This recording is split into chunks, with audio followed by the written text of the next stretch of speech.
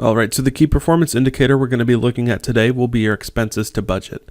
It does not matter if you're launching your first business or you have years of experience as an entrepreneur under your belt. The importance of having a budget cannot be overstated. Creating the budget for your business will provide a guideline for expected income and expenses and enable you to compare your anticipated financial goals with the actual numbers. In essence, it'll serve as a barometer for how your business is performing. It'll also enable you to plan ahead and determine any changes that should be considered. To create a budget, you'll need to set up a page or spreadsheet demonstrated here. Input unchanging expenses such as rent, loan payments, and prepaid cost for fixed expenses, and changing expenses such as utilities, supplies, etc. for variable expenses.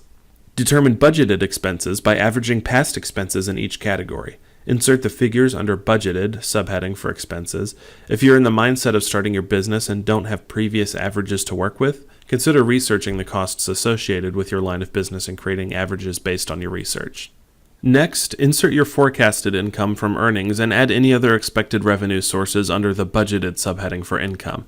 And then at the end of the month, insert your actual income and expenses in the actual columns. Finally, calculate the difference between budgeted figures and the actual numbers. Place the figures in the difference column and determine if your budget was in line with what your actual numbers were. If not, it is important to identify why the actual numbers varied from the budgeted figures, regardless of whether you acquired more expenses or income than expected.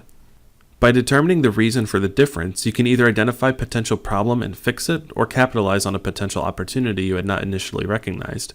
After determining the reasons for any differences, revise the next month's budget with your newfound information in mind. Remember, it's important to remain agile and make changes to your budget as needed.